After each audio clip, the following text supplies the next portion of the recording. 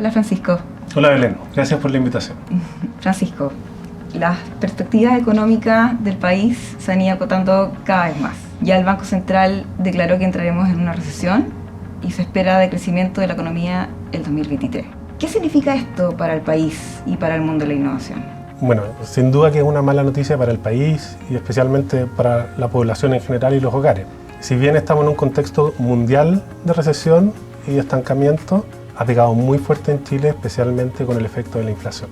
Y en ese sentido, tratando de hacer una lectura un poco más positiva, yo diría que hay que entender que las recesiones o los periodos recesivos también sirven como un mecanismo de ajuste para la economía. Entonces, yo esperaría que estamos entrando en un periodo de vacas flacas, sí, pero que ojalá nos lleve a que a finales del 2024 ya estemos con una situación inflacionaria mucho más controlada y eso permita recuperar un poco el ritmo del crecimiento de la economía. Y respecto al mundo de la innovación, te diría que es como dos maneras de verlo. Primero está al lado del mundo del emprendimiento de la startup. Y ahí hay cosas que están cambiando muy rápido. ¿Por qué? Porque los inversionistas que antes estaban súper dispuestos a arriesgarse y a invertir en startups que a lo mejor no generaban utilidades, pero que iban creciendo muy rápido, esas empresas que están, como les dicen, quemando dinero para crecer lo más rápido posible, esos inversionistas ya no están buscando eso. Ahora están con un perfil un poco más conservador y van a buscar invertir en startups a lo mejor menos pomposas, pero que sí están teniendo resultados positivos reales cada año y que tienen márgenes de utilidades positivos.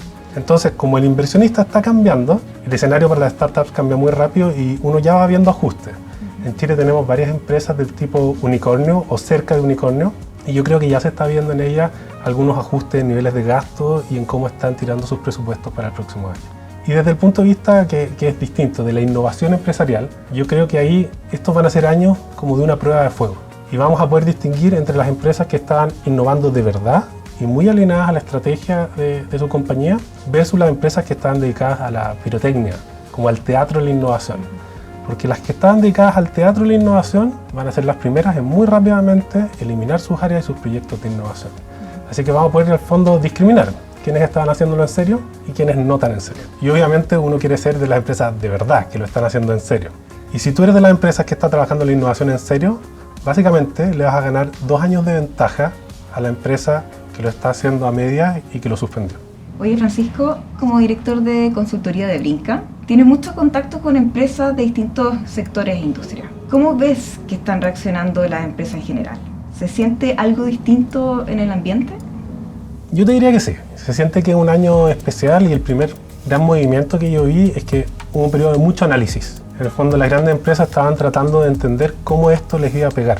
Porque hay que entender que una crisis, una recesión, no es algo lineal, no es que todas las empresas, oye, castiguemos nuestras proyecciones 4 o 6 puntos. Cómo te afecta depende mucho de tu industria y de tu posición en tu mercado. Entonces, el primer gran movimiento que yo vi es que todos estaban tratando de entender cómo esto les iba a pegar. Porque en una crisis hay algunos que se ven afectados y hay algunos incluso que pueden estar muy beneficiados. Después yo te diría que hay un sentimiento más o menos generalizado de cautela.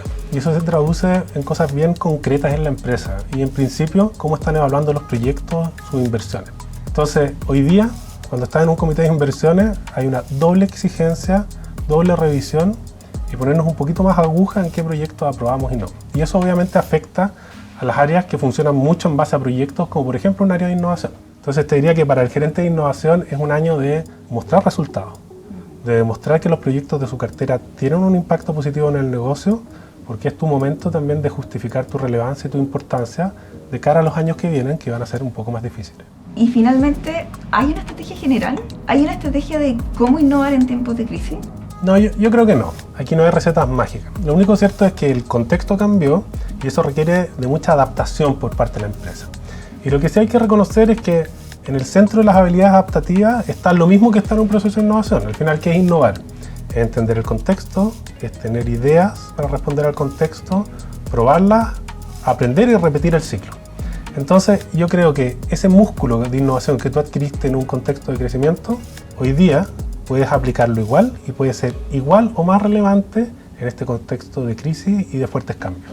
Otro tema que se ha comentado mucho estas semanas es la reforma tributaria. Después del plebiscito han sonado más fuerte voces que llaman a moderar y corregir algunos aspectos. Mientras que los más críticos incluso han cuestionado su pertinencia en el contexto macroeconómico actual.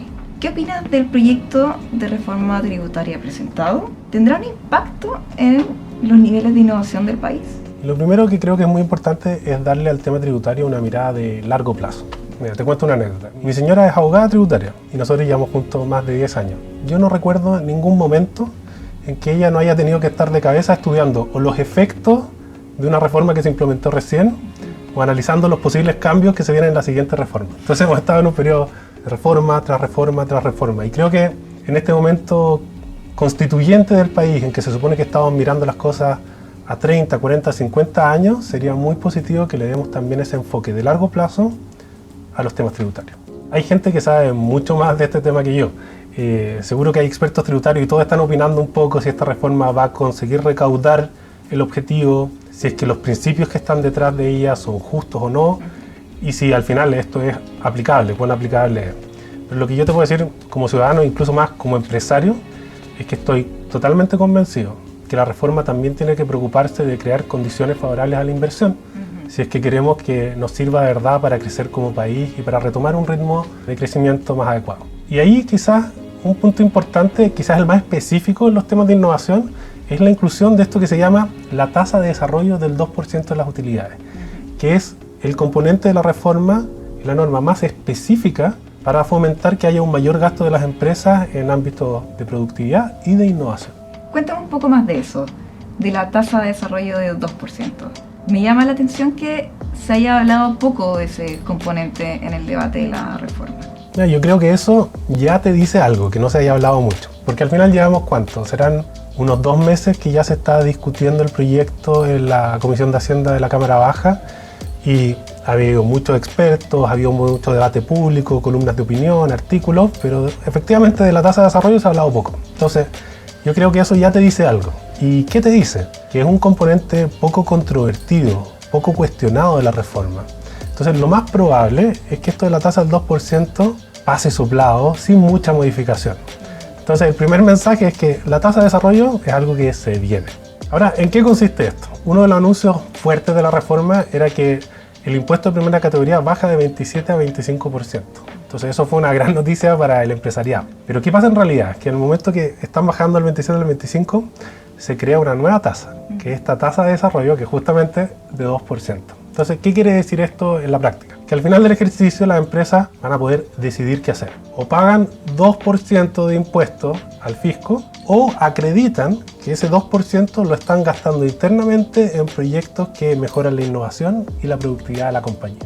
Esto es de verdad muy interesante, Francisco. Pero ya se conoce en detalle qué gastos serán admitidos bajo el concepto de aumentar la productividad y la innovación, porque siento que hay tantas definiciones distintas que uno podría perderse. Sí, mira, la verdad es que el proyecto ya cuenta con algunas definiciones, pero obviamente esto podría cambiar. A lo mejor si hablamos de nuevo en un mes más es distinto. Pero mira, lo que dice el proyecto hasta ahora es lo siguiente, que se van a admitir 5 tipos de gastos. El primero son todos los gastos en proyectos de innovación y desarrollo que no hayan sido ocupados ya como crédito por la ley de incentivo tributario, porque recordemos que esa ley tiene un tope. En segundo lugar, se consideran todos los gastos relacionados al registro y protección de las propiedades intelectuales nuevas generadas por la empresa.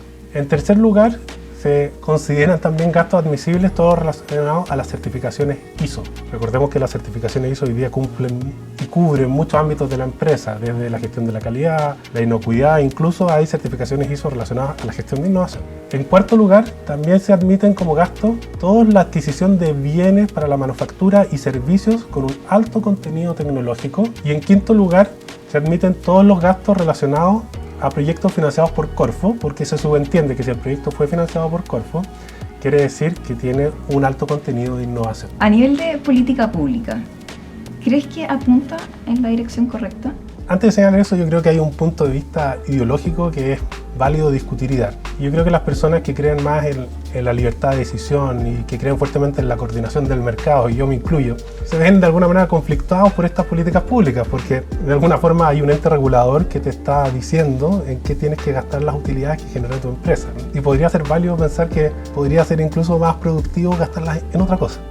Pero cruzando la vereda y hablando desde una perspectiva de política pública, yo creo que todas las personas que trabajamos en economía, en crecimiento y en innovación, estamos muy conscientes de que el nivel de gasto privado en innovación en Chile está muy por debajo de lo que necesitamos para que la economía se pueda dar un salto y pasemos a ser un país desarrollado. Y en ese sentido yo creo que cualquier medida que empuje fuertemente el gasto privado en innovación es bienvenida. Y concretamente, ¿qué significará para las empresas la aplicación de esta tasa de desarrollo? Mira, déjame llevártelo al plano más concreto y real posible. Cuando esto entre en vigencia el 2025, al final del 2025 va a haber una sesión de directorio, toda la empresa. Y el gerente general va a tener que responder a ese directorio si pagaron el 2% de impuestos al fisco o lo utilizaron para reinvertir en proyectos internos que mejoran sus innovaciones productivas. Y no hay ninguna razón racional en la que una empresa decida haber pagado el impuesto al fisco. Entonces, en la práctica, ¿qué quiere decir esto? Que vamos a ver mucho movimiento el 2023, mucho movimiento el 2024, para que las empresas puedan entender qué gastos están haciendo ahora que califican, planificar, incluso empezar a identificar y crear nuevos proyectos que les permitan ocupar bien esos recursos, para que al final de años la rendición de cuentas el gerente se pueda lucir y diga, lo que tenía que gastar en mi empresa, lo gasté en mi empresa. Francisco, ha sido muy interesante poder conversar contigo y conocer esta nueva perspectiva sobre la reforma tributaria. Para cerrar, ¿te gustaría enviar un mensaje a nuestros auditores de DF Live? Y gracias, Belén. ¿Ahí? Allá. Ok, yo creo que es muy importante el tema de la tasa de desarrollo y nos invita a todos a estar informados.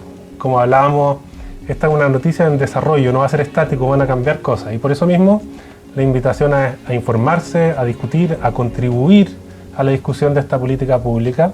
Y los invito a visitar un sitio que hemos montado para que ustedes se enteren, que es www.tasadesarrollo.cl. Ahí van a encontrar información relevante, discusión y que espero les vaya a ser muy útil. Y yo creo que tenemos que continuar esta conversación en otro momento también.